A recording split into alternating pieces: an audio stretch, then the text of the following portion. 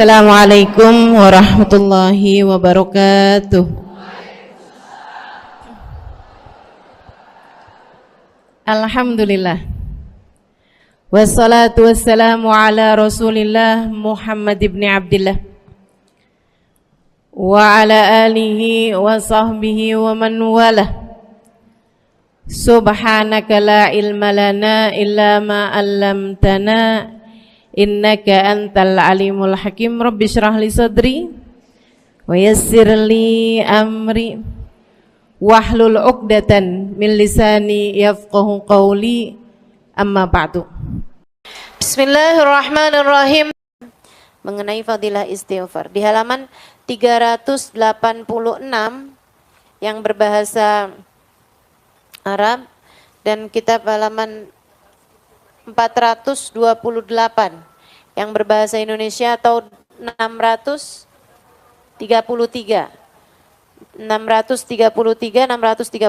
untuk yang cetakan yang terbaru.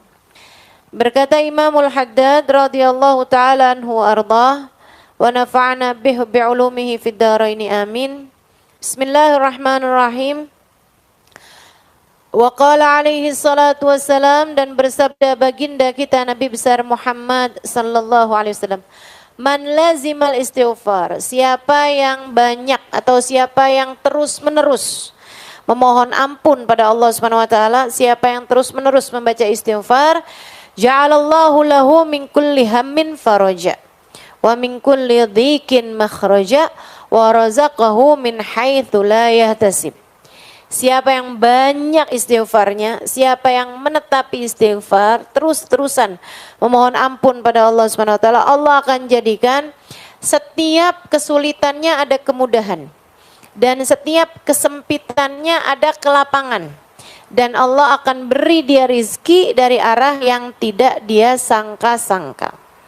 Wa qala alaihi salatu wassalam, dan Nabi Muhammad sallallahu alaihi wasallam juga mengatakan, tuba liman wajada fi sahifatihi istighfaran katsira.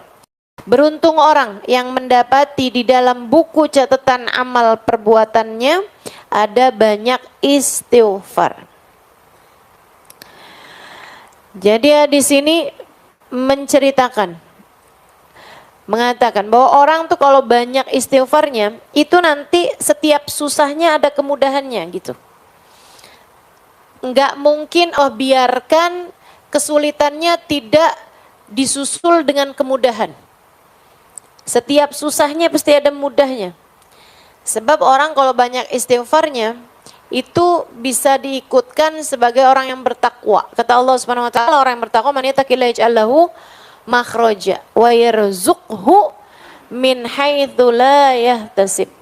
Wa man yatawakkal 'alallahi fahuwa hasbuh. Innallaha balighu amrih qad ja'alallahu likulli syai'in qadra. Siapa yang bertakwa kepada Allah Subhanahu wa taala, Allah akan berikan setiap kesulitannya ada kemudahan, setiap kesempitannya ada kelapangan, dan akan Allah beri rezeki dari arah yang tidak dia sangka-sangka. Karena gini, orang tuh kan kalau yang disayang sama Allah, orang yang takwa, itu pasti itu Allah tuh yang namanya hidup memang pasti dikasih kesusahan teman-teman, udah pasti. Tapi kan nggak semua orang abisnya susah itu ketemu gampang, ketemu mudah, nggak selalu. Karena ada kesusahan-kesusahan yang menjadi ujian, ada juga kesusahan-kesusahan yang emang Allah kasih sebagai sebuah bentuk hukuman. Makanya kalau kamu lihat, saya kok hidup susah terus ya, ketemu sini susah, habis itu saya ambil pilihan ini susah, habis itu susah lagi, habis susah lagi. Nah itu bisa jadi kesusahan kamu tuh bukan ujian, tapi sebuah hukuman. Kenapa hukuman? Karena kamu salah milih jalan. Kita nih kalau nyasar, saudara sekalian, kalau nyasar kita tandai dengan kok jadi gelap, kok jadi ruwet, kok jadi susah. Saat itu kamu tahu bahwa wah ini salah nih jalannya nih. Kan begitu ya? Kamu kok jalan nih ngikutin map kadang-kadang tuh kan. Kadang-kadang inian nih aplikasi nih bawa kita kemana-kemana, tahu-tahu lo jalannya sempit bener ini. Pokoknya kalau udah ketemu kamu jalannya menyempit, jalannya susah, jalannya nggak bisa lewatin, kamu tahu bahwa kamu sudah salah jalan. Nah, kalau kayak begitu kan, mestinya kayak gimana? Nah, kamu ambil jalan yang benar, balik kepada jalan yang benar. Kalau kamu ketemu jalan yang benar, mau awalnya susah, terus lama-lama kan ketemu yang oh iya nih, udah lewat nih jalan susahnya, ada longgarnya gitu. Ada mudahnya. Nah, itu berarti yang kemarin-kemarin saat lagi susah, itu artinya kamu sedang berada dalam ujian berupa kesusahan. Kan begitu? Nah, kalau ada orang habis susah, nempuh lagi jalan lebih susah lagi, ngambil lagi jalan lebih susah lagi, terus dia bilang, kok saya susah terus ini ya? Bisa jadi kamu itu, salah kamu adalah bahwa kamu tidak mengambil keputusan-keputusan yang baik, sehingga akhirnya salah-salah terus-terusan. Kau udah salah-salah terus-terusan, bisa jadi saat kesusahan kamu tidak sedang berada dalam ujian, melainkan kamu sedang berada dalam hukuman. Misalnya, ini kayak dari tadi, ini Ustazah ngomong apa sih? Nih saya kasih contoh. Saya kasih contoh teman-teman. Pacaran.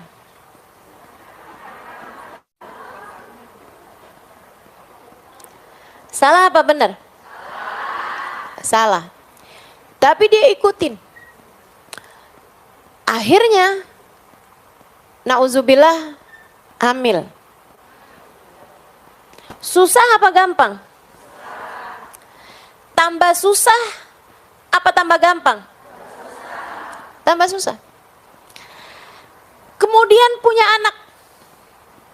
Akhirnya waktu lagi hamil itu karena waduh hamil nih, gimana nih? Ya udah deh, kawin.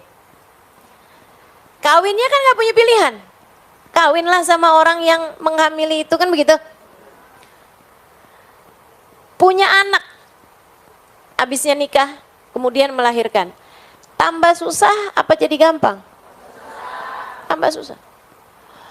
Ternyata anaknya begini begitu, ternyata akhirnya siang suaminya itu dengan perempuan lain, akhirnya kemudian berantakan kehidupannya, ininya juga rumah tangganya masih belum siap, ini itu segala macam, akhirnya anak dititipin ke panti asuhan. Wah, pokoknya udah jadi ruwet semuanya, tambah kesana, tambah ruwet, tambah belangkrak, nggak jelas teman-teman. Kenapa gitu?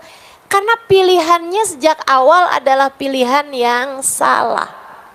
Kalau udah kamu memutuskan, kalau kamu udah tahu jalannya itu nyasar, ya buruan putar balik. Putar balik itulah namanya taubat. Di saat putar balik nih, kamu nih nyari-nyari jalan yang baik sambilan kamu yang nyesel, ya ampun, kayak gitu ya Allah, mudah-mudahan keburu nih masih nih. Itu namanya istighfar. Ibarat hidup tuh kayak lagi melakukan perjalanan kehidupan tuh kayak gitu.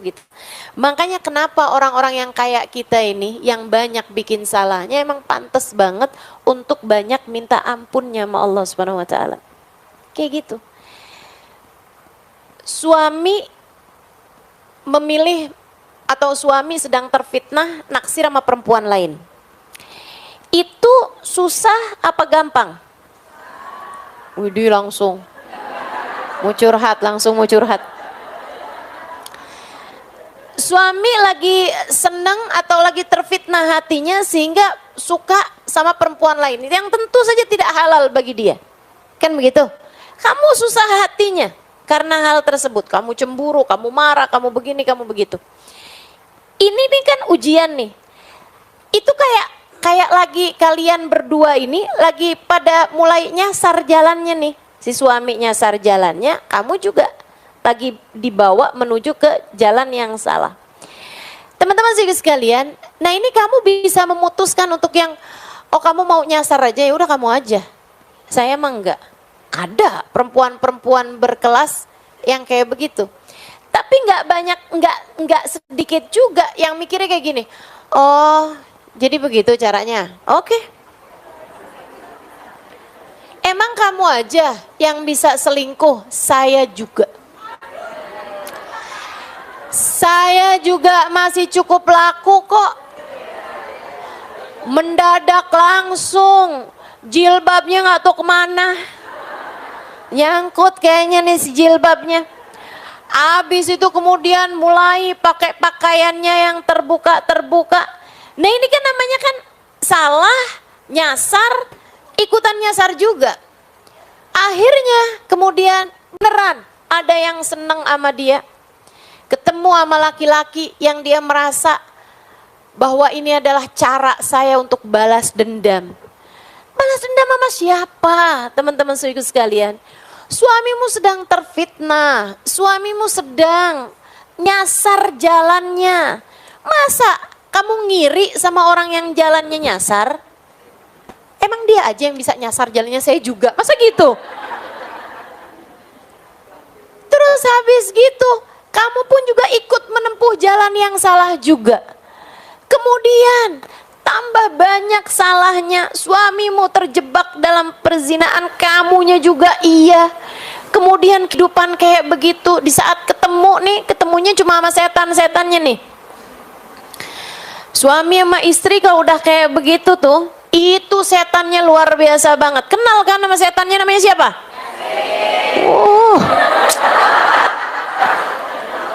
Luar biasa. Aduh. Berantakan hidup teman-teman saudaraku sekalian. Berantakan. Jangan kayak begitu. Jangan, ya. Tinggalkan, pilih keputusan baik dalam kehidupan. Ini udah tahun 2026 ini. Udah berganti waktu, udah terus aja jalan. Waktu-waktu ini begitu cepatnya berlalu, teman-teman sekalian. Kita nggak menuju kecuali semakin dekat makubur kita sendiri. Kalau kita mau biarkan diri kita memutuskan salah lagi, siapa yang menurut kamu akan memperbaiki kehidupan kamu? Kalau keputusan yang kamu ambil itu benar, nih, kalau keputusan yang kamu ambil itu benar, lagi susah-susah sekarang, nantinya itu akan ada kemudahan. Tapi kalau udah keputusan yang kamu ambil salah, saudaraku sekalian, kedepannya bakalan lebih ruwet lagi, lebih susah lagi, terus aja begitu, kamu bakalan susah terus hidupnya. Saya kesian sama kamu. Jangan mau hidup kamu susah. Kamu berhak bahagia, kamu berhak senang, dan enggak ada yang bisa nyenangin kamu, enggak ada yang bisa bikin diri kamu bahagia selain Allah. Maka enggak ada yang bisa bikin hidup kita bahagia selain Allah Subhanahu wa taala. Baru kayak begitu salah jawabnya. Nggak ada yang bisa bikin hidup kita bahagia selain Allah Subhanahu wa taala. Karena jangan ngandelin siapapun. Kamu hanya perlu dekat sama Allah. Nah sekarang gimana caranya mau dekat sama Allah nih? Kita udah terlanjur dosa kita udah banyak. Iya, istighfar, mohon ampun sama Allah, pendekatan lagi sama Allah, bersih lagi sama Allah. Kan gitu ya? Deketin lagi Allahnya. Kita seolah berkata, ya Allah, hamba-hamba yang pendosa nih, kayak kita ini, seringkali kayak mau deket sama Allah tuh kayak malu gitu, kayak malu. Tapi kalau enggak deket sama Allah, ya kita tambah kotor. Kita kayak seseorang yang datang ke danau yang sangat jernih banget, tapi kita habis jatuh ke lubang, kita habis jatuh ke lumpur, saudara sekalian.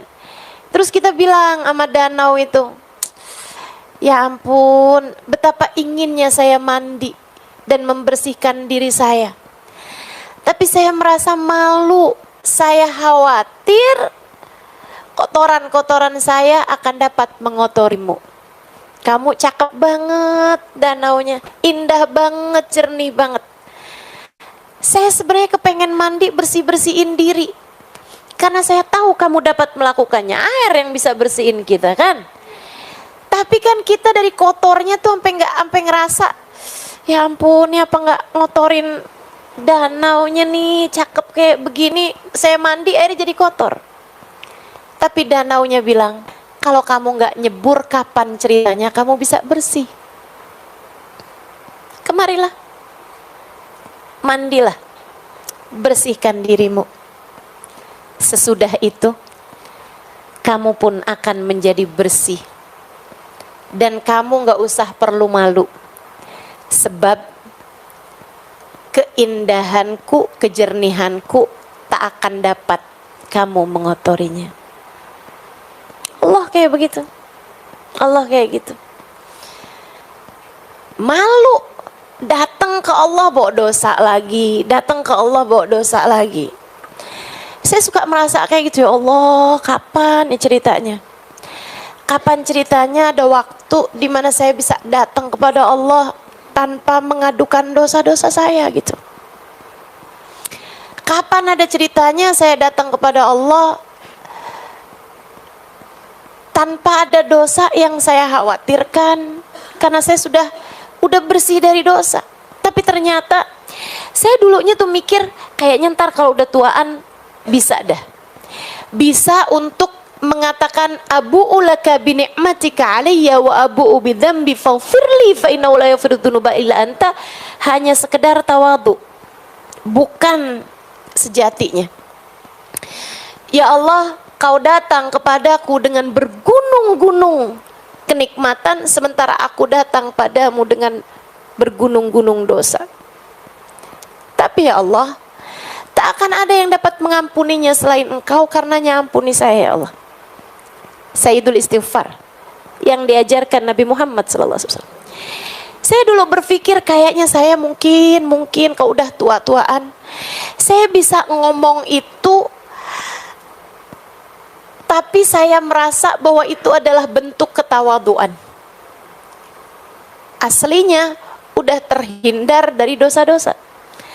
Tapi nyatanya sesudah setua ini ternyata kata-kata itu masih menjadi fakta, bahwa sampai dengan sekarang tahun berganti, bulan berganti, hari berganti, terus berganti, saya masih mengatakan kalimat tersebut bukan sekedar bentuk ketawaduan, tapi kesejatian diri ini.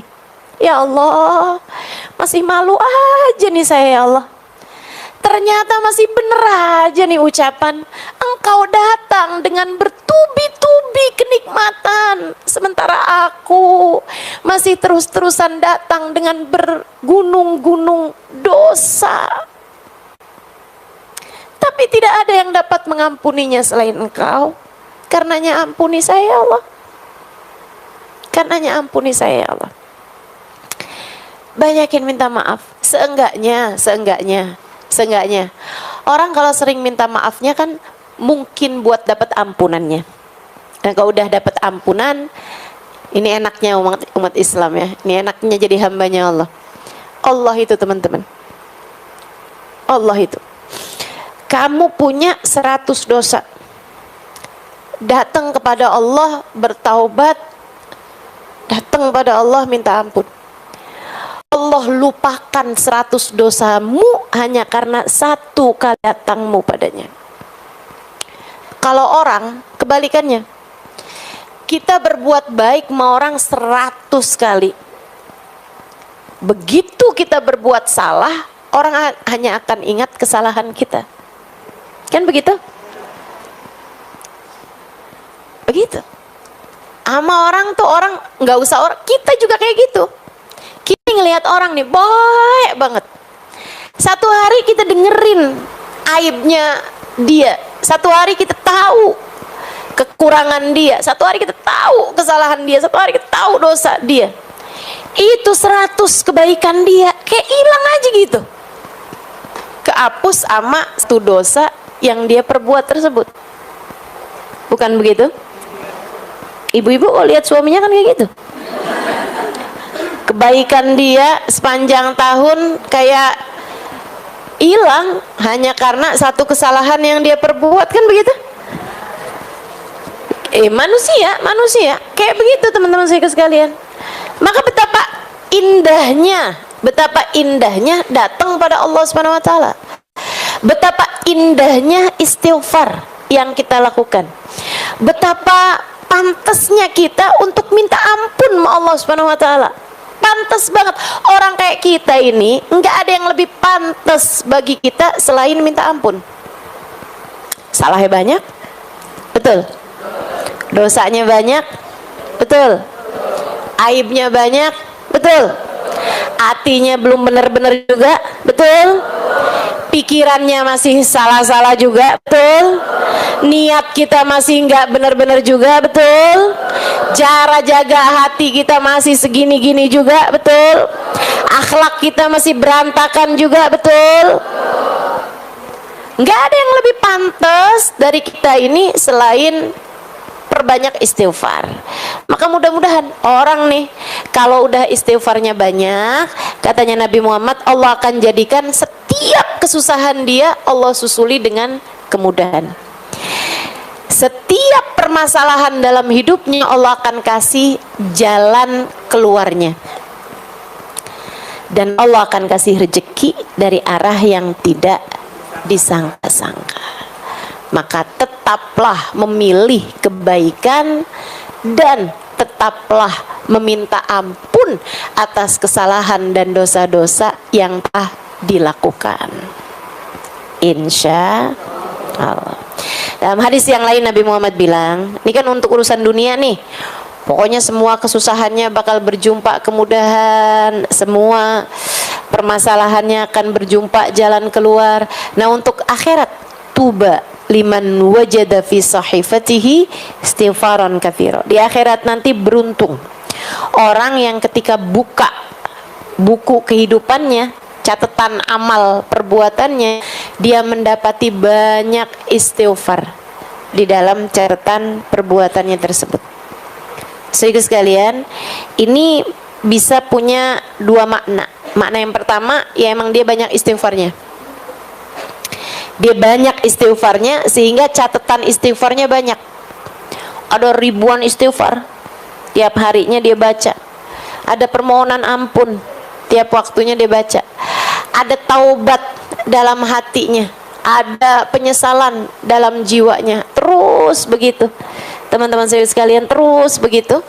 Dia ketika buka nih buku catatan amal perbuatannya, memang ada dosa, memang ada ibadah-ibadah yang kurang-kurang, tapi selagi istighfarnya banyak, Allah Subhanahu wa taala akan mengampuni dosa-dosanya dia dan akan menambal kekurangan-kekurangan dia dalam ibadah karena banyaknya istighfar yang telah dia lakukan. Oke, beruntung orang yang istighfarnya banyak. Beruntung orang yang di akhirat nanti ketika buka buku rapot istighfarnya banyak. Itu makna yang pertama. Makna yang kedua, teman-teman, kamu pernah dengar nggak hadis gini? Innallaha kullu man fis samawati wa ma fil ard yastaghfir li muallimin nasil khair. Sesungguhnya yang ada di langit dan yang ada di bumi dari makhluknya Allah Subhanahu wa taala memohonkan ampun untuk orang yang selalu mengajak orang lain berbuat kebaikan. Untuk para pengajar-pengajar kebaikan.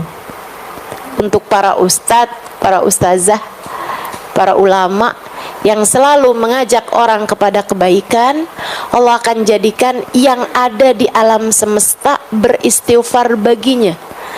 Hattal hitan fil bahr, sampai kepada ikan di lautan. Tapi Allah nggak sebut ikannya itu dengan bahasa samak. Ini salah satu dari hadis yang saya andalkan, teman-teman. Yang saya harapkan.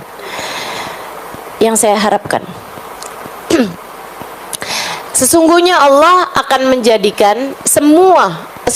menjadikan apa yang ada di langit dan di bumi dari makhluknya Allah beristighfar, memohonkan ampun untuk orang-orang yang selalu mengajak kepada kebaikan.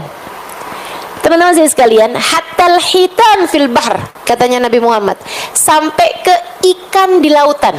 Tapi Allah ketika menyebutkan hitan, ikan, ya, ikannya itu nggak pakai bahasa samak, tapi pakai bahasa hitan. Apa bedanya samak sama hitan, padahal artinya dua-duanya sama-sama ikan? Saudara sekalian, bedanya adalah bahwa samak adalah ikan yang punya lidah. Ikan yang punya lidah. Ikan-ikan banyak kan kayak bandeng, gurame, ikan emas, mujair, ikan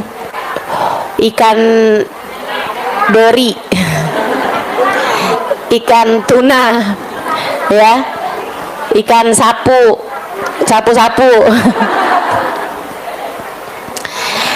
Itu ikan-ikan yang punya lidah. Pernah ketemu nggak lidahnya ikan? Pernah. Pernah nggak kamu lihat lidahnya teri? Pernah lihat gak lidahnya teri? Nggak pernah kan? Itu teri bahasanya nggak samak tapi hitan. Kamu pernah nggak lihat lidahnya cumi-cumi? Nggak tahu tuh lidahnya yang mana gitu kan? Kamu pernah nggak lihat lidahnya udang? Nggak tahu lidahnya yang mana tuh udang. Nah itu ikan-ikan yang kamu nggak bisa lihat lidahnya, itu namanya hitan. Nabi Muhammad nyebutin ampe ikan yang nggak punya lidah di lautan beristighfar buat orang yang mengajar kebaikan. Makanya tuh kalau keterima doakan keterima. Saya bakalan jadi orang yang dapetin dalam catatan amal ibadah saya istighfar yang banyak. Kaget saya. Ini kayaknya bukan buku saya deh. Ini kayaknya bukan rapot saya nih malaikat om. Ini kayaknya bukan punya saya deh nih. Kenapa gitu Alimah? Wah istighfarnya banyak banget, ada jutaan istighfar. Mana keburu saya? Saya kayak nggak keburu istighfar segini banyaknya nih. Tapi kok tiap hari istighfar banyak banget, apalagi kalau hari Kamis.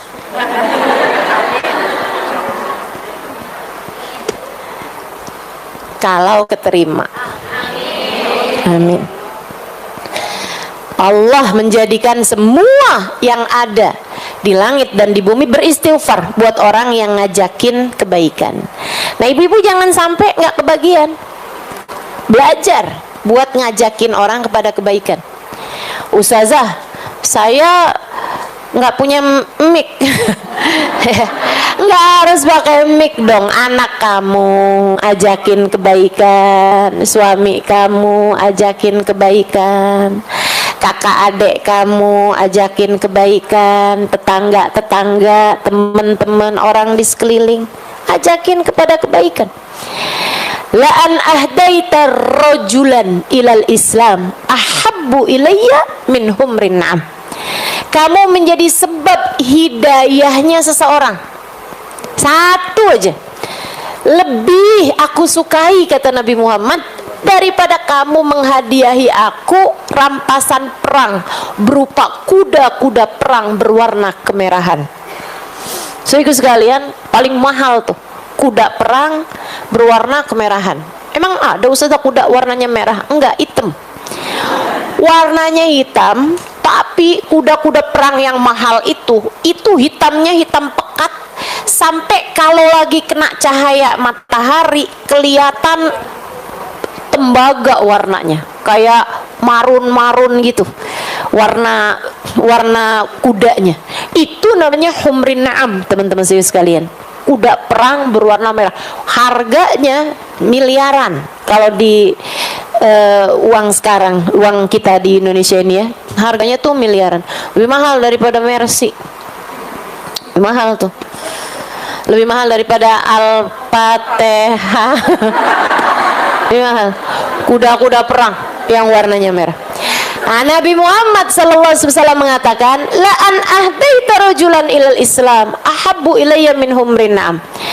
Kata Nabi, daripada kamu ngasih hadiah kuda perang berwarna merah, artinya daripada kamu melakukan sesuatu kayak bersedekah, ibarat katanya menghadiahkan sedekahnya itu buat Nabi Muhammad seharga miliaran rupiah gitu ya, misalnya gitu, kamu lebih nyenengin aku, kata Nabi Muhammad, jadi sebab hidayahnya seseorang. Jadi sebab hidayah seseorang tuh nggak harus memasukkan orang ke dalam agama Islam, enggak. Saudara kamu asalnya nggak sholat jadi sholat, kakak kamu asalnya durhaka sama suami jadi istri solehah dengan ajakan kamu.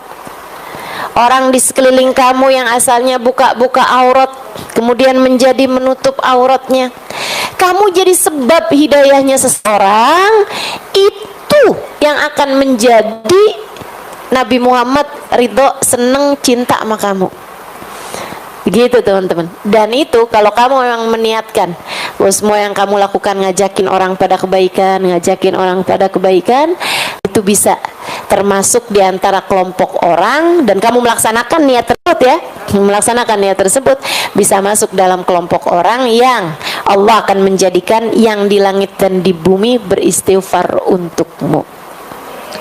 Seukuran dengan mengajarnya, sama seukuran dengan keikhlasan dia dalam mengajar, teman-teman sekalian, seukuran dengan keikhlasan dia di dalam memberikan pelajaran-pelajaran kebaikan. Mudah-mudahan Allah jadikan kita sungguh-sungguh mendapati dalam catatan amal ibadah kita ada banyak istighfar. Amin.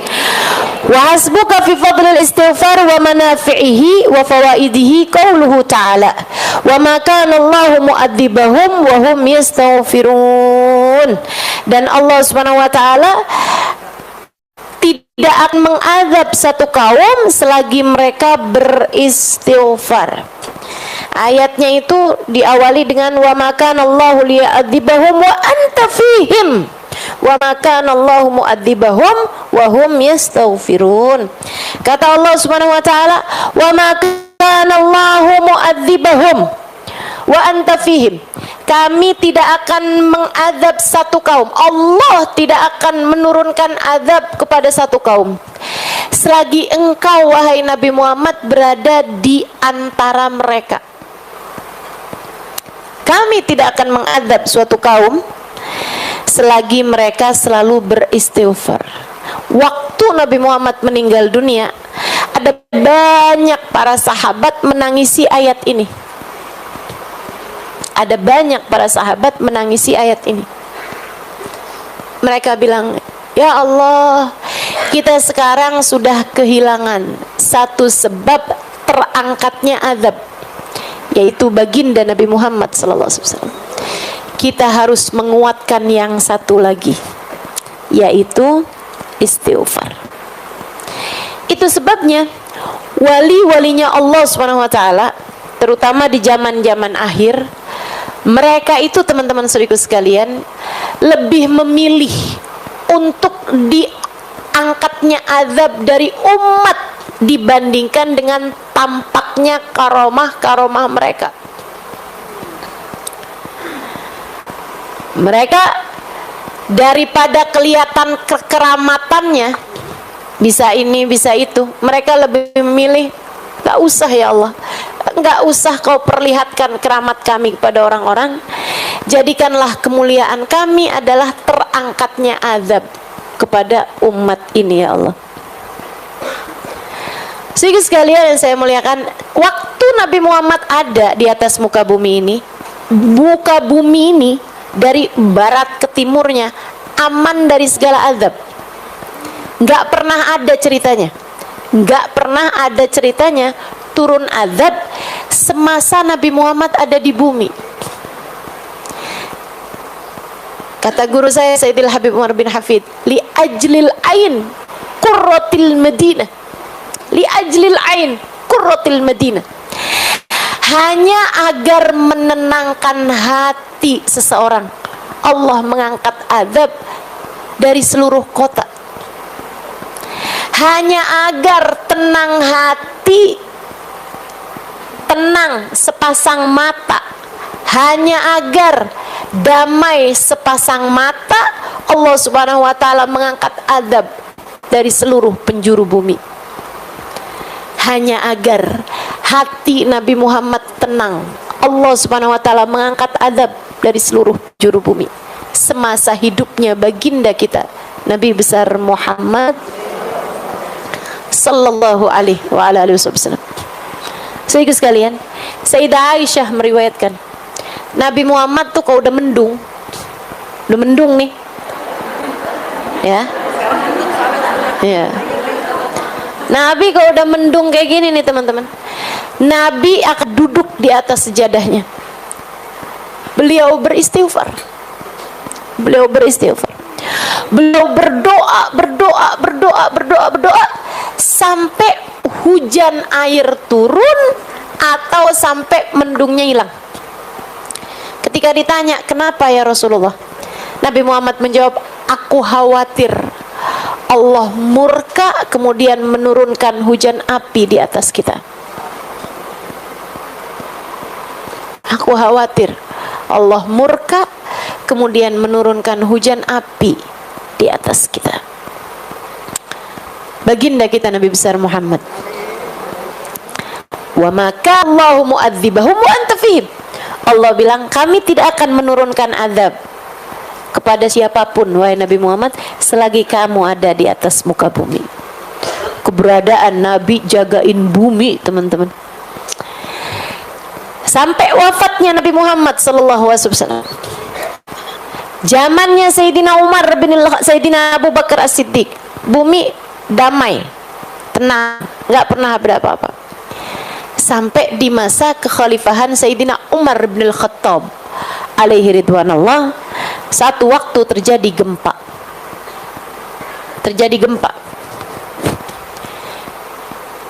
Di kota Madinah. Sayyidina Umar keluar bawa pecut. Kemudian dia hentakkan, dia pukulkan pecut tersebut, dibawa cambuk, dia pukulkan cambuk itu ke atas bumi. Kemudian beliau bilang, ala adil fawqaka ya ardallah, ala adil fawqaka ya ardallah, bukankah aku telah adil di atasmu ini wahai buminya Allah? Bukankah saya telah adil di atasmu ini wahai bumi Allah? Langsung tenang, gempanya berhenti dan tidak pernah terjadi gempa lagi semasa hidupnya Sayyidina Umar bin Al-Khattab alaihi ridwanullah. Hamba-hamba tercinta di sisi Allah Subhanahu wa taala mengangkat bala dari umat. Saudara sekalian, termasuk juga kamu kalau dicinta sama Allah, kamu bisa mengangkat bala sekurangnya dari diri kamu, atau bahkan sekurangnya dari orang-orang di sekeliling kamu. Makanya kalau ada orang-orang di sekeliling kamu masih belum benar, masih kena bala, masih ada hal-hal yang maksudnya masih ada kayak bencana apa segala macam di dalam kehidupan kamu, itu cara Allah juga memperingatkan bahwa kamu belum segitunya tercinta di sisinya. Sehingga sekalian, saya pernah ceritakan sama kamu orang perempuan, saya nggak tahu teman-teman masih ingat apa nggak ingat. Enaknya cerita sama ibu-ibu kan kayak gitu. Dulu nggak tahu, habis itu diceritain terus lupa. Jadi kapan aja boleh cerita. Dulu ada seorang perempuan, ada seorang laki-laki, ya. Dia tuh penasaran siapa sih jodoh dia gitu. Oh kayaknya udah sampai umur udah hampir 50-an tahun nggak nikah-nikah, ada aja halangannya sampai nggak nikah-nikah. Oh soleh, laki-laki soleh, bahkan ya kayak waliullah lah gitu ya. Seorang ulama Beliau datang mengajar kemana-mana, tapi nggak ada jodohnya gitu. Kayak ada aja halangannya, nggak ketemu jodohnya. Akhirnya satu hari dia doa kayak gini nih, ya Allah, kalau emang saya ini nggak takdir nikah di dunia, ya Allah, saya mau kau kasih tahu saya jodoh saya di surga. Gitu. Aneh doanya ya. Para jomblo nggak usah doa kayak gitu. Nggak usah. Kayak segitu putus asa kamu gitu. Jangan.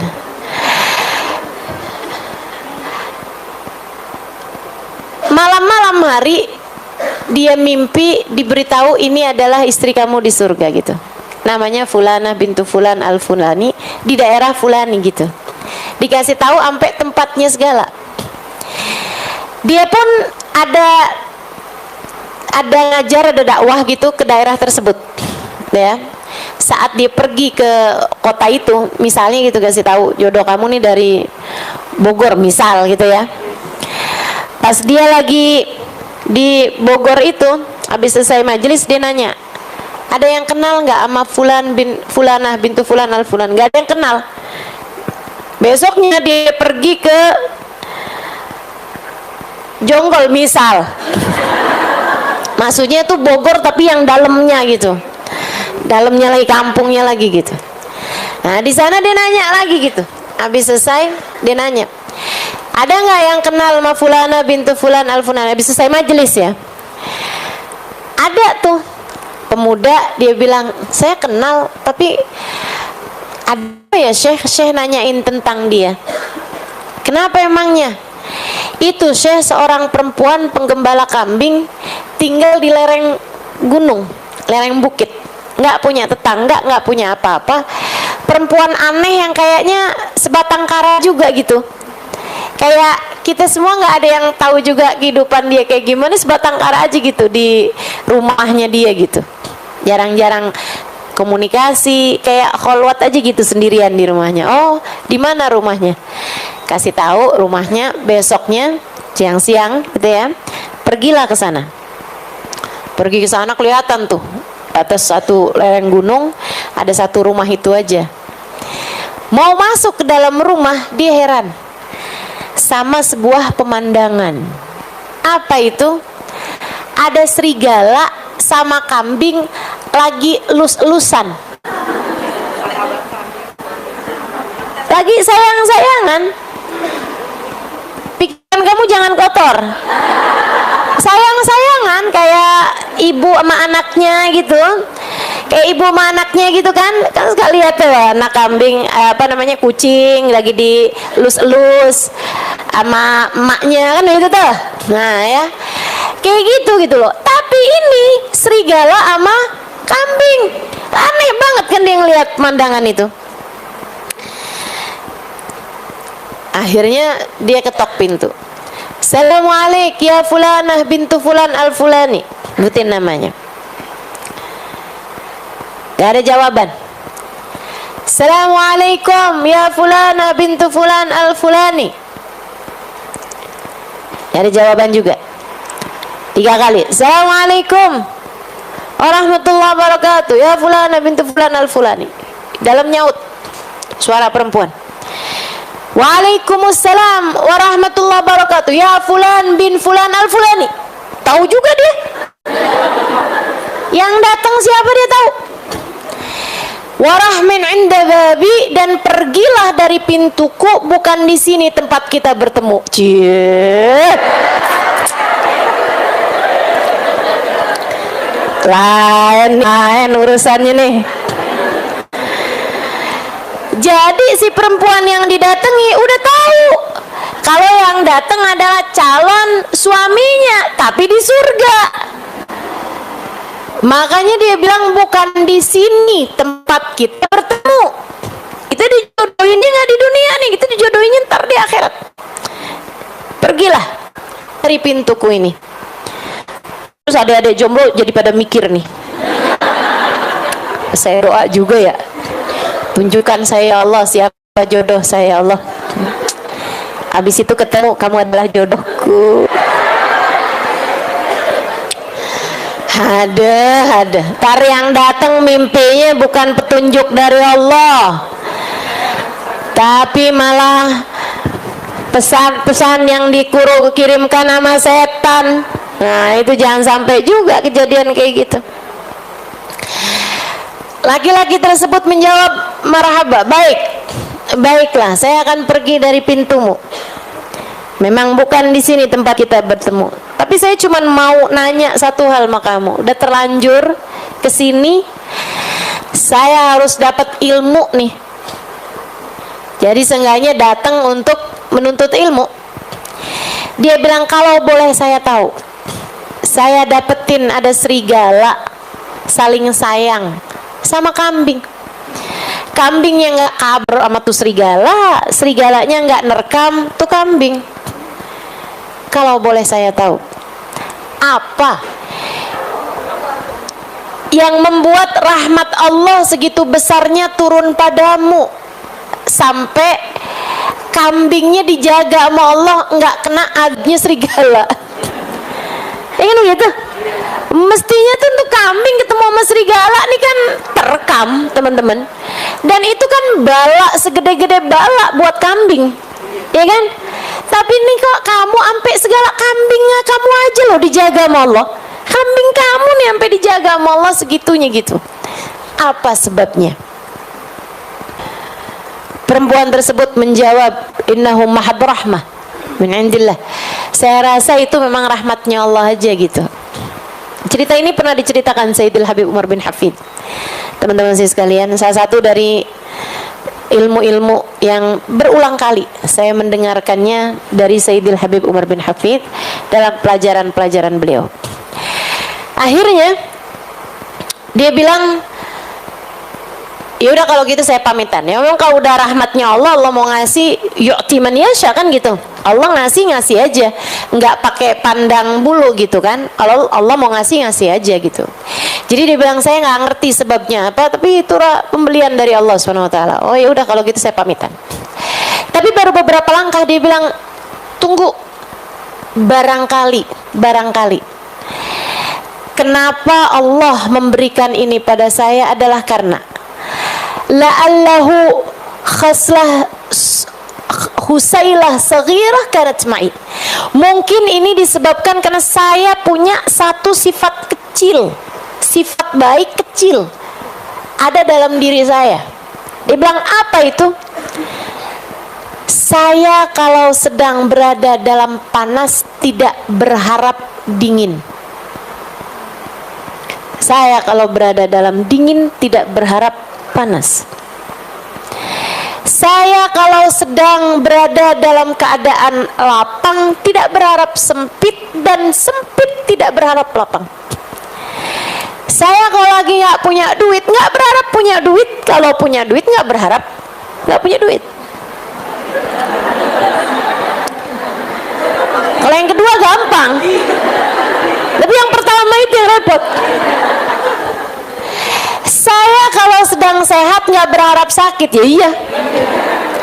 Tapi saya kalau sedang sakit pun saya tidak berharap sehat. Saya tahu apapun yang Allah Subhanahu wa Ta'ala tetapkan adalah yang terbaik, sehingga saya menerimanya dengan penuh sukacita.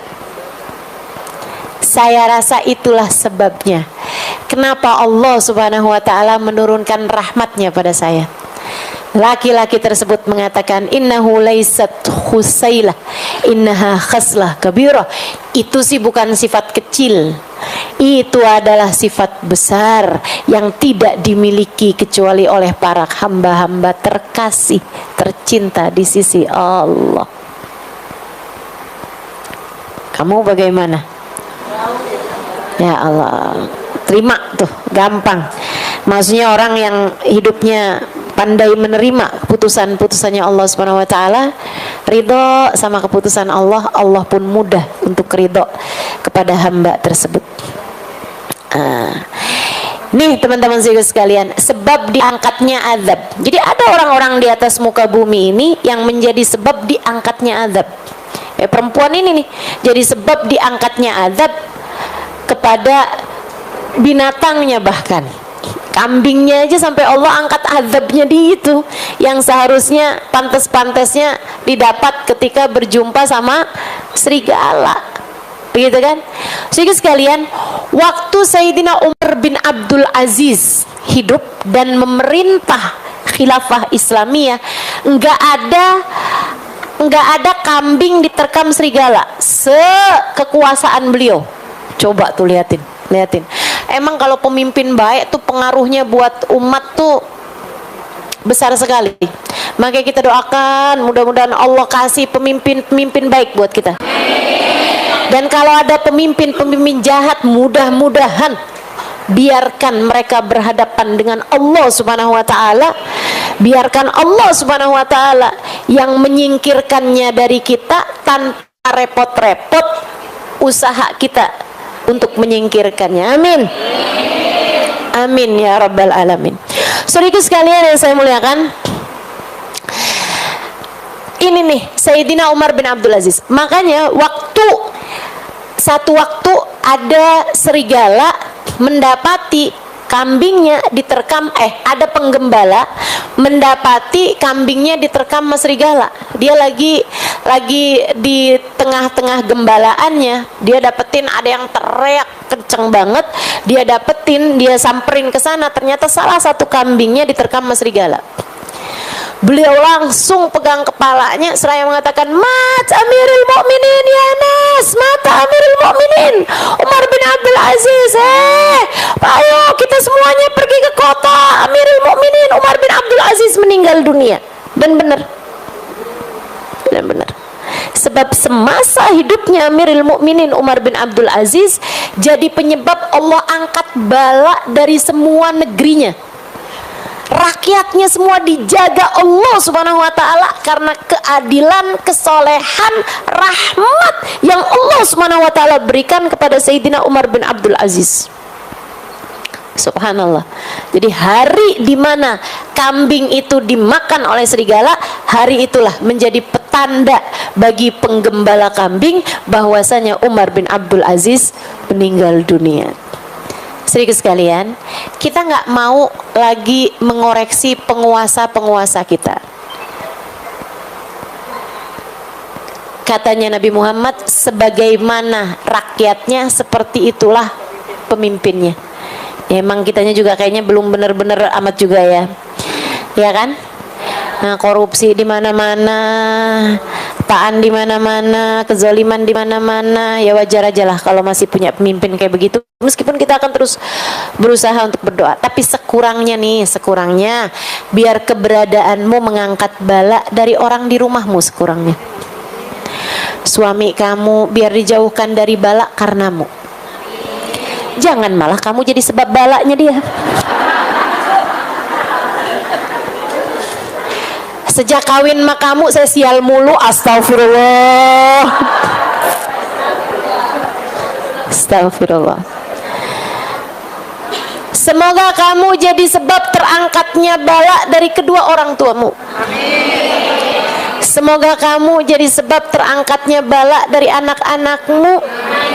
Semoga kamu jadi sebab terangkatnya bala dari semua yang ada di dalam rumahmu.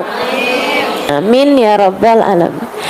Nah itu sebab Nabi Muhammad, keberadaan beliau di satu tempat menjadi sebab terangkatnya bala, bahkan dari seluruh penjuru bumi. Gak ada yang diadab tuh waktu Nabi Muhammad ada di atas muka bumi. Begitu Nabi Muhammad meninggal dunia, para sahabat banyak yang nangisi ayat ini nih. Ya ampun, sebab terangkatnya bala dari kita udah hilang satu, yaitu keberadaan Nabi Muhammad diangkat di atas muka bumi. Kita hanya tinggal bisa mengangkat bala dari sebab yang satu lagi. Apa itu? Istighfar. Wa ma kana Allahu mu'adzibahum wa hum yastaghfirun. Dan Allah tidak akan menurunkan azab kepada satu kaum selagi mereka mustaghfirun, yastaghfirun, selagi mereka selalu beristighfar. Ini Allah nggak bilang hum mustaghfirun dan mereka adalah orang-orang yang beristighfar, karena orang-orang yang beristighfar akan tetap disebut beristighfar selagi mereka memperbanyak istighfar walaupun sedang tidak beristighfar. Atau Allah juga nggak bilang wahum istaghfaru, dan mereka telah memperbanyak istighfar. Enggak. Tapi Allah bilang wahum yastaghfirun. Nah, ini fi'il mudhari. Ini agak repot ya saya ya neranginnya. Tapi nggak apa-apa, tetap harus saya terangin biar siapa tahu di sini ada yang belajar nahwu, belajar sorof, belajar fadilatul ma'ani gitu ya. Fadilahnya makna-makna itu fi'il mudhari teman-teman punya faidah lil istimrar. Punya faidah lil istimrar, punya arti senantiasa. Makanya Allah ketika menceritakan bahwa Allah bersolawat kepada Nabi Muhammad nggak pakai fi'il madhi. Allah nggak bilang Allah, sungguhnya Allah dan segenap malaikatnya telah bersolawat, nggak gitu, nggak gitu. Tapi pakainya innallaha wa malaikatahu yusalluna 'alan nabi. Yusallun pakai fi'il mudhari, punya faidah sedang, senantiasa dan selalu. Ya, punya faedahnya salah satunya adalah dengan senantiasa, punya arti senantiasa. Artinya Allah tidak akan menurunkan azab kepada satu kaum selagi mereka selalu senantiasa beristighfar. Istighfar yang banyak. Biar Allah angkat azab. Angkat azab dari dirimu. Karena dosa-dosa ini pantas bikin kita diadab sama Allah. Mudah-mudahan Allah angkat azab dari kita ini teman-teman. Biar Allah angkat azab dari rumah tanggamu. Biar jadi rumah tangga yang terjaga. Nah, itu mesti banyak istighfarnya, mesti banyak istighfarnya. Apalagi kita nih di bulan ini ya, bulan Rajab emang bulannya istighfar teman-teman. Ini alhamdulillah walaupun tanpa rencana, tapi memang Allah Subhanahu wa taala jadikan kita bahas urusan istighfar pada bulannya istighfar. Itu kayak Allah lagi mau bilang gitu, kurang apa nih? Kurang apa? Kalau enggak istighfarnya kamu perbanyak juga, mau nungguin apa lagi? Diajarin buat memperbanyak istighfar pada bulannya istighfar. Mudah-mudahan Allah anugerahkan pada kita kemampuan untuk mengamalkannya, hidayah dan taufik untuk dapat mengamalkannya insyaallah. Amin ya rabbal. Wa qauluhu ta'ala mukhbiran an nabihi Nuh alaihi salam. Dan juga fadilahnya istighfar banyak banget nih. Ucapannya Nabi Nuh alaihi salam dalam surat Nuh dari ayat 10 sampai dengan ayat 12 di sini ya.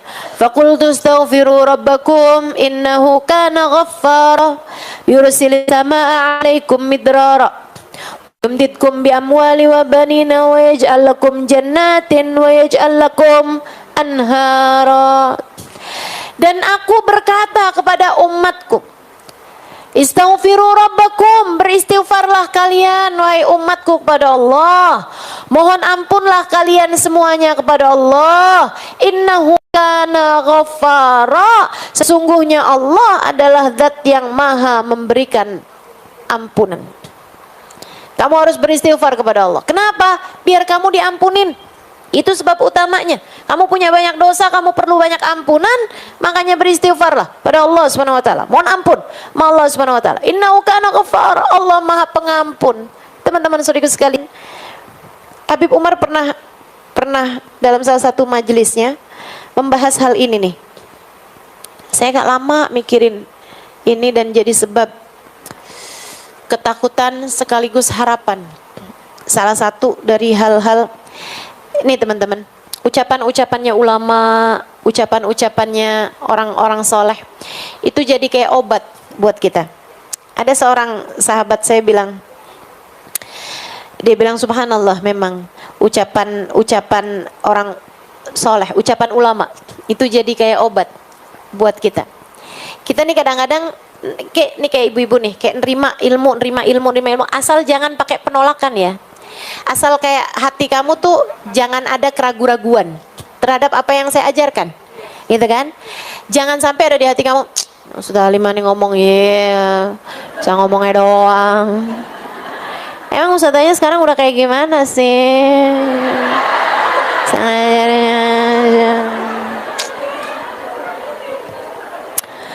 Sebenarnya ya ilmu saya sama ilmunya Ustazah Halimah tuh 11-12. Saya disuruh baca kitab gundul gitu kayak bisa lah. Ya kayak bedanya cuman kayak dia bisa lebih mudah meyakinkan orang aja sih sebenarnya. Jangan ada perasaan-perasaan kayak begitu sama orang yang mengajarkan kepadamu kebaikan. Jangan punya perasaan kayak yang diulang-ulang mulu, ceritanya itu mulu. Ini ya Ustazah Halimah cerita yang ini nih kayak udah ke 579 lah. Hati-hati, jangan ya. Tapi selagi kamu mendengarkannya dengan rasa menerima ilmu tersebut kayak yang iya ya ampun, mudah-mudahan ya gitu ya. Walaupun kamu ngerasa kayak yang ketika datang hari-hari itu, duh saya ini udah banyak ngaji tapi kok kayak gini-gini mulu ya, kayak kamu ngerasa nggak ada manfaatnya gitu, kayak kamu ngerasa ilmu yang sudah didapat selama ini tuh kayak nggak banyak mengubah kamu gitu. Kok saya kayak gini-gini terus ya, padahal saya ngaji loh, padahal saya dengerin kajian loh, padahal saya hadir di majelis loh. Teman-teman saudaraku sekalian, kamu nggak tahu aja itu tuh yang kamu dengarkan asal kamu dengerin, kamu simak, kamu berniat untuk mengamalkan. Ucapan-ucapan itu tuh mengendap dalam pikiran, mengendap di memori kamu. Ada tuh yang nanti akan keluar di saat kamu memerlukannya. Kayak pas lagi ngadepin suami kamu kesel banget, kamu kayak kepengen ngomong macem-macem, pengen marah, kepengen ini, kepengen itu, langsung keluar tuh ucapan saya tuh. Suami yang pegang kunci surga, yang benar mas suaminya, jangan sampai kunci surga kamu dia telan. Betul, pasti itu. Di saat kamu lagi kepengen beli apa-apaan tapi duit kamu nggak ada gitu kan, di saat kayak ambisi banget gitu, pasti terngiang tuh ucapan saya. Sesedikit apapun uangmu cukup untuk membiayai hidupmu. Sebanyak apapun uangmu gak bakal cukup membiayai. Kalau kepengen hidupnya tenang, damai, jangan banyak. Iya kan? Yakin tuh saya pas kamu lagi scroll Shopee, tanggal ganjil kayak hari ini, ya Allah. Obat teman-teman saudaraku sekalian, ucapan ulama obat, maksudnya ucapan yang tentu saya mungkin bukan ulama amat ya, ubaru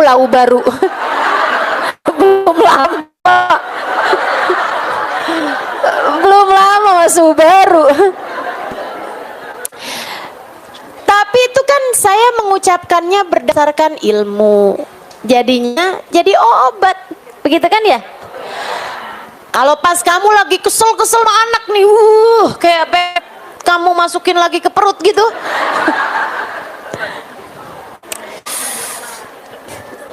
Rasanya kayak udah marah banget, kesel banget gitu.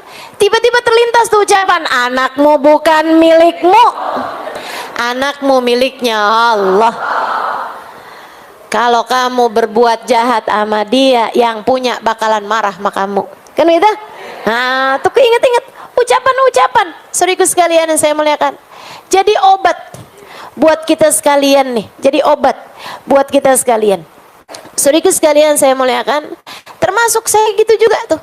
Ucapan guru-guru saya, ucapan para ulama-ulama, jadi obat buat kita sekaliannya gitu. Buat saya, buat ngingetin. Salah satu dari ucapan Sayyidil Habib Umar bin Hafid yang seringkali jadi obat buat saya nih. Ini saya kasih tahu. Katanya Habib Umar dalam salah satu kajian beliau, Innallaha la yubali. Habib Umar bilang, kamu jangan pikir Allah tuh cuman punya sifat 99 itu aja. Asmaul Husna tuh sifat-sifatnya Allah. Apalagi kalau kamu nyangka bahwa sifat-sifatnya Allah ya hanya sifat wajib, sifat mustahil, sifat jaiz, itu enggak gitu. Kata Habib Umar bin Hafid, sifat-sifatnya Allah banyak. Salah satu dari sifatnya Allah Subhanahu wa taala, ada Allah punya sifat la yubali. Allah tidak peduli. Allah tidak peduli. Salah satu sifatnya Allah adalah la yubali. Allah tidak peduli. Allah tidak peduli nih teman-teman sekalian. Allah nggak peduli kamu anaknya siapa. Allah nggak peduli kamu muridnya siapa. Allah nggak peduli kamu ibunya siapa. Bahkan Allah kalau lagi benar-benar marah, kadang-kadang nggak peduli kamu umatnya siapa.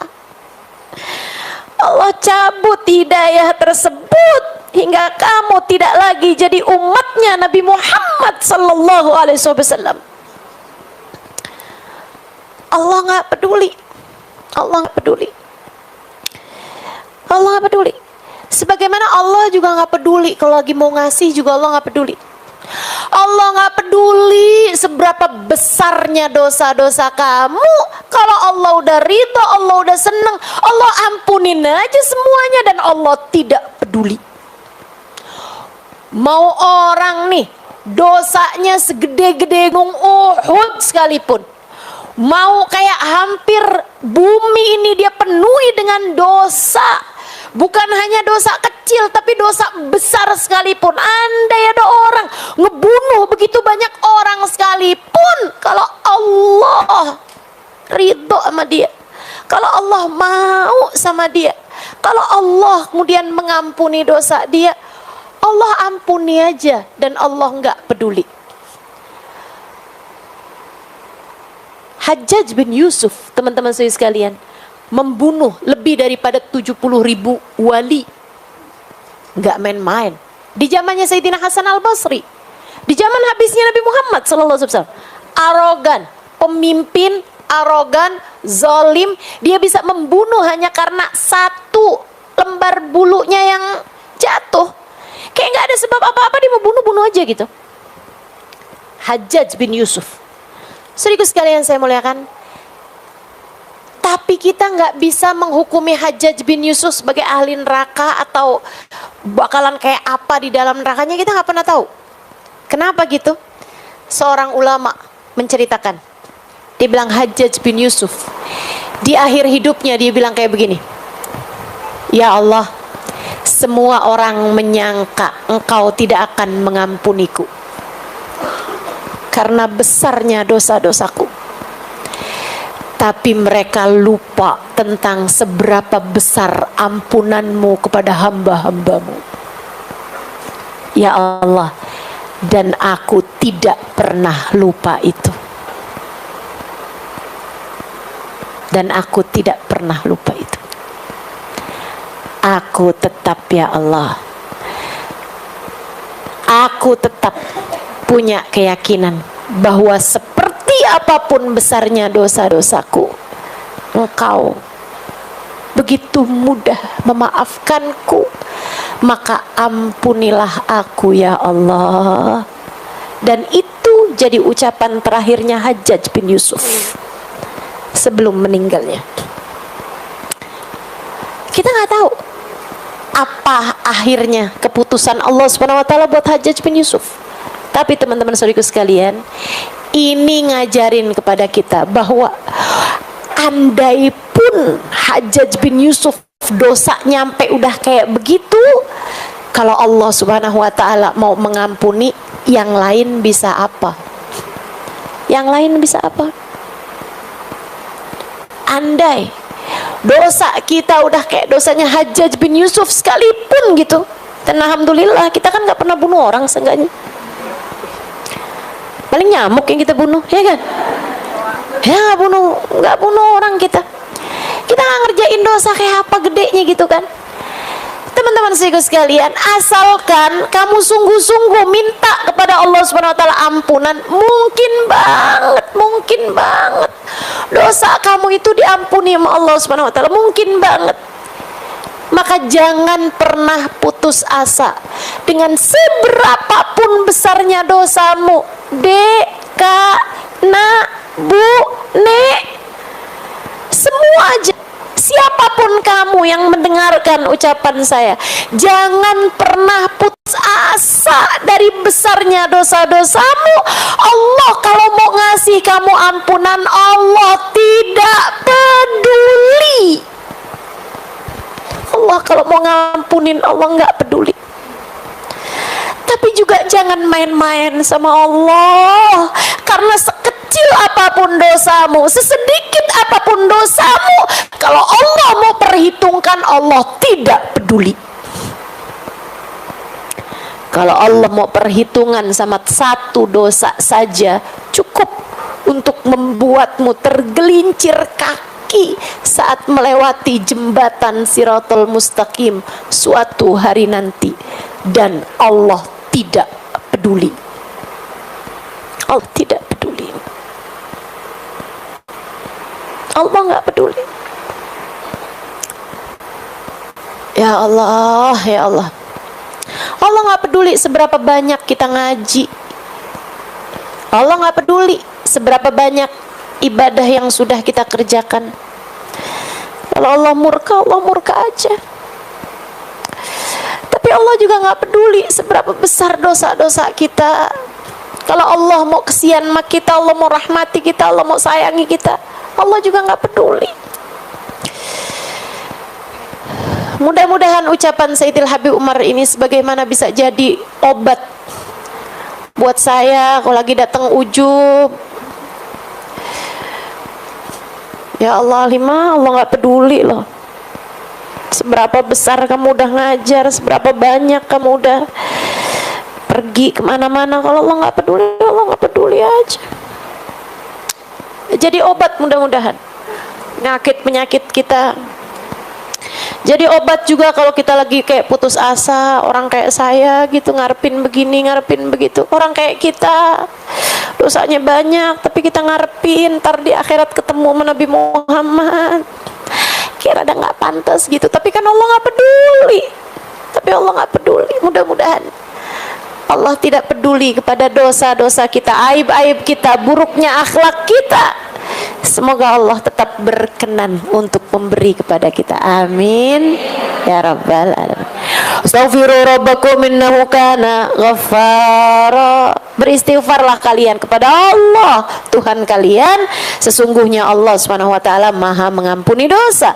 Yursilis sama alaikum midrara. Allah bisa banget nurunin hujan dengan sangat deras di saat musim kemarau tiba. Kalau kalian lagi musim kemarau, kemudian lama nggak turun-turun hujan, ya Allah gimana nih Allah, gimana nih Allah? Astaghfiru rabbakum, minta ampun sama Allah Subhanahu wa taala biar Allah turunkan hujan. Nah, kayak kita juga, kita berharap bukan hujan air, kemudian air udah banyak ya. Kita minta sama Allah Subhanahu wa taala hujan berkah, hujan rahmat, hujan ampunan, hujan hidayah, hujan hadiah-hadiah dari Allah Subhanahu wa taala. Semoga diturunkan kepada kita insyaallah sepanjang tahun ini insyaallah, penuh dengan fujaatil khair, penuh dengan hadiah-hadiah yang menyenangkan, penuh dengan kejutan-kejutan indah dari Allah Subhanahu wa taala buat kita sekalian insyaallah. Amin ya rabbal alamin. Yumditkum bi amwal. Allah karuniakan anak-anak, Allah karuniakan harta kepada kalian, Allah karuniakan anak-anak kepada kalian yang saleh-salehah. Wa ja'alakum jannat. Allah berikan kepada kalian jannatin, kebun-kebun, semuanya pada tumbuh buah-buahannya, tumbuh bunga-bungaannya yang indah. Wa yaj'alakum anhara. Allah alirkan sungai-sungai yang indah untuk kalian semuanya. Artinya kedamaian, keindahan bisa dengan mudah Allah Subhanahu wa taala berikan kepada kita selagi kita senantiasa memohon ampunan kepadanya. Insya Allah. Terus itu, sering-sering minta ampun sama Allah Subhanahu wa taala. Sering-sering minta ampun sama Allah Subhanahu wa taala. Habis salat kita bilang astagfirullah, astagfirullah, astagfirullah. Dikit-dikit astagfirullah, ya Allah ampuni, ya Allah ampuni, ya Allah ampuni. Bangun tidur istighfar, mau tidur istighfar, dalam berbagai macam keadaan. Emang paling bagus banget tuh 3 hal itu. Katanya ini juga nih ucapan yang obat ini ya, Sayyidil Habib Zain bin Smith. Kata Habib Zain, orang zaman sekarang nih selamatnya dengan 3 hal. Orang zaman sekarang selamatnya dengan 3 hal. Apa tuh Bib? Sedekah fis sirri wal i'lan. Banyakin sedekah, baik sedekah yang rahasia ataupun sedekah yang terang-terangan ya. Banyakin sedekah. Itu sedekah ngangkatin bala, bisa jadi sebab keselamatan kita. Kemudian yang kedua, kathratul istighfar. Banyakin istighfar. Banyakin istighfar. Kasratus sadaqah fis sirri wal i'lan. Kasratus sadaqah fis sirri wal i'lan. Kemudian lagi yang keduanya tadi kathratul istighfar, banyakin istighfar. Dan yang ketiganya kathratus salah ala Nabil Mukhtar, berbanyak membaca salawat pada baginda Nabi besar Muhammad sallallahu alaihi wasallam. Ketiga hal tersebut kalau kamu perhatikan jalan hidup kamu nih, 3 hal ini, insya Allah banyak kemungkinan selamatnya hidup kita di atas muka bumi ini. Mudah-mudahan bisa diamalkan, amin ya rabbal alamin. Wassallallahu ala sayyidina Muhammadin wa ala wasallam. Alhamdulillahirabbil alamin. Bulan Sya'ban. Nah, ini ya, kita di bulan Rajab banyak istighfar. Pokoknya terus aja tuh kerjain tuh yang habis subuh sama habis maghrib. Kemudian lagi yang hari-hari kita juga perbanyak minta ampun sama Allah. Di majelis-majelis belakangan ini juga saya sering membahasnya masalah perbanyak istighfar dan taubat pada Allah Subhanahu wa taala. Minta ampun sama Allah Subhanahu wa taala. Lagi kumpul-kumpul banyak orang, banyakin minta ampun sama Allah. Kamu juga habis selesai sholat malam, minta ampun sama Allah buat kamu, buat orang-orang di rumah kamu, buat keluarga kamu, buat sahabat-sahabat, buat semua umat Islam. Doain biar semuanya pada diangkat semua sama Allah Subhanahu wa taala, diampuni dosa-dosanya insyaallah, amin ya rabbal alamin. Dan karena nanti masuk bulan Sya'ban, teman-teman saya sekalian, bulan Sya'ban itu katanya Sayyidil Habib Zain bin Smith, Habib Zain mengibaratkannya sama pengantin ya. Kata Habib Zain, ini kayak ibarat pengantin tuh bulan Rajab, bulan bersih-bersih, bulan mandi, bulan cakep-cakepin diri deh, bulan bersih-bersihin kotoran-kotoran, daki-daki ini semua nih, keringat-keringat ya. Nah, kalau kita mau jadi pengantin tuh kan ada namanya di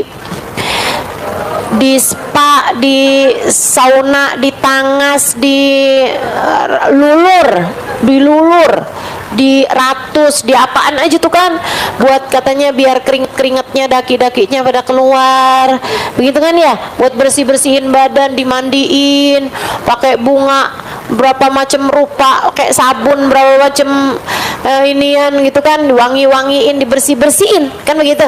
Nah, kalau masuk bulan Sya'ban, syahrut tahalli. Jadi bulan Rajab syahrut takhalli, bulan bersih-bersih, bulan ngosong-ngosongin dari dosa-dosa, bulan nyapu-nyapu, bulan nyapu-nyapu, ngangkatin sampah-sampah. Itu pada bulan Rajab. Teman-teman saya sekalian, sebulan, mudah-mudahan jadi bulan yang cukup untuk Allah Subhanahu wa taala melihat kesungguh-sungguhan kita dalam mohon ampun pada Allah Subhanahu wa taala. Kemudian masuk bulan Sya'ban, syahrut tahalli, bulan berhias. Bulan Rajab bulan berhias, bulan Sya'ban bulan berhias. Ibarat pengantin, kamu udah mulain tuh pilih-pilih bajunya yang mau dipakai, gitu kan? Mulai hias-hias, mau nyari muak, kan gitu ya? Nyari sendalnya, nyari sepatunya, nyari ininya, nyari hiasan-hiasan rumahnya. Kita berhias-hias nih, mulai nih ngecat temboknya rumah kita, mulai ngecat, bagus-bagusin kamar, mulai berhias-hias. Kita di bulan Sya'ban. Nanti bulan suci Ramadan, bulan mulai naik ke pelaminan. Bulan kamu bersanding dengan Allah Subhanahu wa taala. Karenanya yang enggak bersih-bersih di bulan Rajab kayak orang jadi pengantin tapi baru habis jatuh ke lumpur. Jangankan pasanganmu, ama satpam aja kamu udah diusir dari gedungnya. Siapa nih? Lumpur semua di badannya, terus mau naik ke pelaminan, ya nggak bisa teman-teman sekalian, nggak keterima.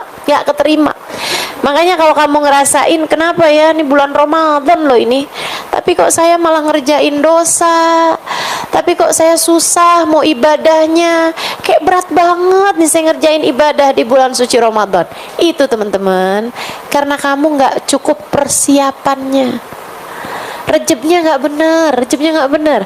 Makanya guru saya Kiai Haji Maimun Zubair, beliau bilang, liatin orang kalau bagus rejebnya bakalan bagus Ramadannya. Orang kalau bagus Ramadannya bakalan bagus 11 bulan sesudahnya.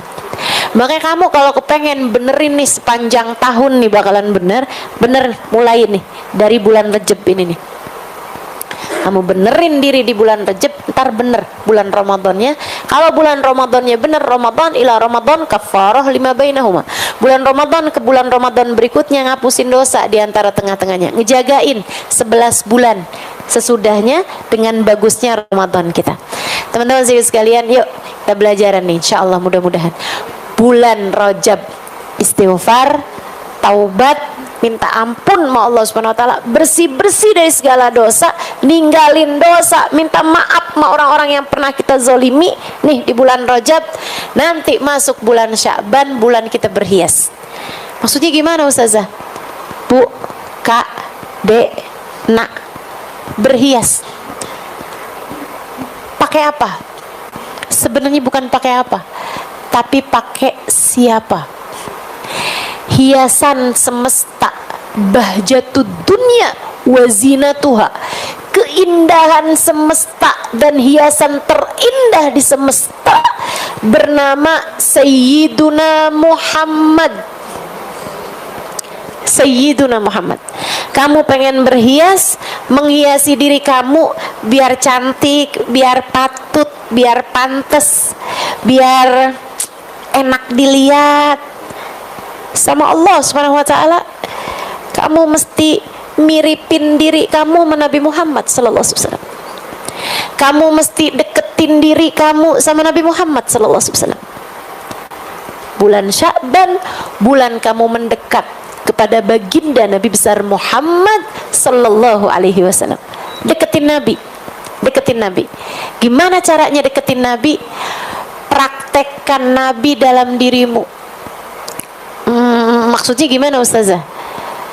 Akhlaknya coba pakai dalam akhlakmu. Akhlaknya Nabi memaafkan, belajar buat mudah maafin orang. Akhlaknya Nabi gak marah walaupun ada orang berbuat kayak gimana sama beliau. Belajar buat gak gampang marah, belajar buat gak gampang tersinggung. Pakai akhlak Nabi dalam diri kamu. Pakai sunnah-sunnah Nabi dalam dirimu. Nabi Muhammad salah satu sunnahnya mudah tersenyum. Ini hal kecil kayaknya, tapi nggak kecil. Kalau kamu ketika melakukannya, niat kamu memiripkan diri kamu sama Nabi Muhammad, sehingga senyum kamu nggak pakai tanggal. Sama suami senyumnya nggak pakai tanggal, nggak pakai abis ngeliat angka di transferan kamu baru bisa senyum, nggak pakai gitu. Karena senyum kamu nggak terkait sama yang itu, senyum kamu terkait sama baginda Nabi besar Muhammad sallallahu alaihi wasallam yang telah mensunahkan tersenyum kepada kita sekalian. Kata para sahabat, faqad ra'aina ma ra'aina ahadan. Saya udah perhatiin semua orang, saya nggak pernah lihat ada orang senyumnya lebih banyak dan lebih indah daripada baginda Nabi besar Muhammad sallallahu alaihi wasallam. Nggak ketemu orang senyumnya lebih manis daripada Nabi Muhammad. Nggak ketemu orang senyumnya lebih sering, lebih banyak daripada baginda Nabi Muhammad sallallahu alaihi wasallam. Teman-teman saya sekalian, kita mungkin nggak bisa nyontoh manisnya senyumnya Nabi. Emang mukanya emang udah manis kan Nabi? Kita ini kan emang udah segini-gininya gitu kan. Tapi sekurangnya kita bisa nyontoh seringnya senyumnya Nabi, banyaknya senyumnya Nabi Muhammad. Belajar buat sering senyum. Bulan Sya'ban, ya sebelum itu juga kita udah latihan duluan ya kan begitu ya. Nah nih kita menyambut bulan Sya'ban dengan belajar sedikit demi sedikit sunnah Nabi kita praktekkan. Senyum sama anak-anak kita, senyum sama suami kita, senyum sama saudara-saudari kita. Saudara sekalian, Nabi Muhammad bilang, apabila dua orang bertemu salaman, turun 70 rahmat kepada dua orang tersebut. Ketemu ucap salam, salaman gitu ya. Syaratnya laki-laki sama laki-laki, perempuan sama perempuan, gitu kan? Jangan kamu salah-salahkan inian saya ini ya, kajian saya. Itu teman-teman saudara sekalian, kata Nabi Muhammad turun 70 rahmat untuk keduanya. Sahabat nanya, baginya gimana tuh Rasul? Separoh-separoh? Kata Nabi enggak, 69 buat yang paling banyak senyum di antara keduanya.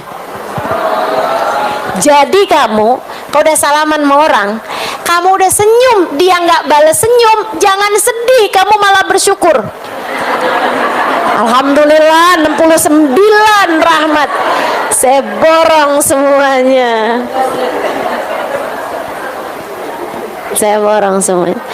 Senyum, ibtisamak ala wajhi akikal mu'min sedekah. Senyummu di wajah seorang mukmin bernilai sedekah, kata baginda kita Nabi besar Muhammad sallallahu alaihi wasallam.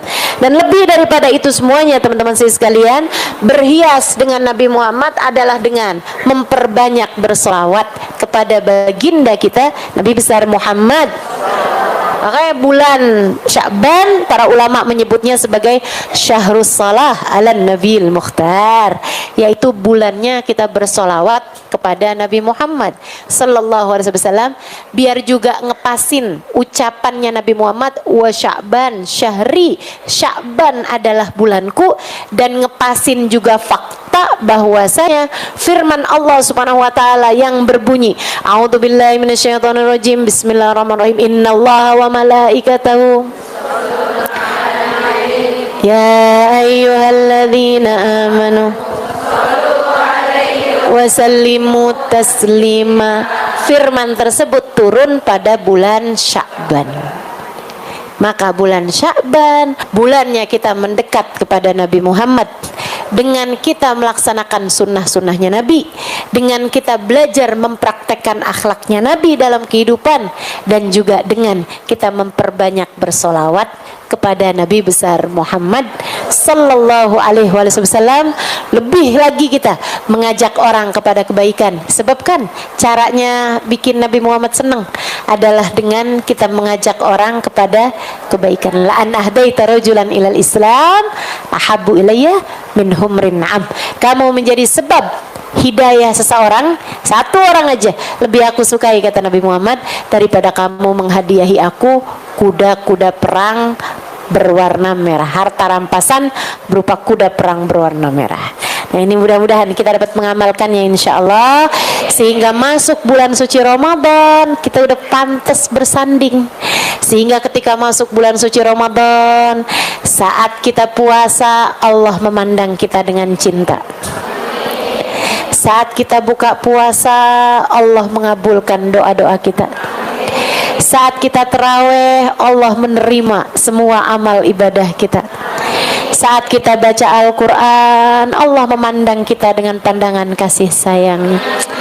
Indah Ramadan untuk orang-orang yang masuk Ramadan dalam keadaan penuh kesiapan, yaitu dengan bersihin diri di bulan Rajab, berhias diri pada bulan Sya'ban. Rabbana zalamna anfusana wa illam taghfir lana wa tarhamna lanakunanna minal khasirin. Rabbana atina fid dunya hasanah wa fil akhirati hasanah wa qina adzabannar. Fadli subhana rabbika rabbil izzati amma yasifun wa salamun alal mursalin walhamdulillahi rabbil. Kata Nabi Muhammad, kematian sangat dekat dengan seseorang di antara kalian. Kita nih, kata Nabi Muhammad, dekat banget memati. Ibu-ibu sekaligus sekalian yang saya muliakan, enggak pandang umur, enggak pandang waktu, enggak pandang sehat. Kita dengar semuanya kabar-kabar itu. Dan Bu, sebagaimana kamu dengar kematian orang-orang yang bahkan terkadang mendadak, bisa jadi kematianmu pun juga demikian adanya. Hal paling kamu perlukan ketika kamu mati, hal yang pasti kamu perlukan di saat kamu mati, ada dua hal aja Bu. Dunia sebelum akhirat, hidup sebelum mati. Tapi terasanya justru sesudah datang ajal menjemput kita. Rasulullah Muhammad ibn Abdullah wa ala alihi wa sahbihi wa man wala. Subhanaka la ilma lana illa ma 'allamtana innaka antal alimul hakim. Rabbi shrah li sadri wa yassir li amri wahlul 'uqdatan min lisani yafqahu qawli, amma ba'du. Baik, sebelum kita mulai, kita akan baca niat belajar bersama-sama. Mudah-mudahan ilmunya nanti sekali lagi jadi ilmu yang manfaat buat kita sekalian. Bismillahirrahmanirrahim. Nawaitu ta'allum wa ta'lim والنفع والانتفاع والمذاكرة والتذكير والإفادة والاستفادة والحث على التمسك بكتاب الله وسنة رسول الله صلى الله عليه وآله وسلم والدعاء إلى الهدى والدلالة على الخير ابتغاء مرضاته وقربه وثوابه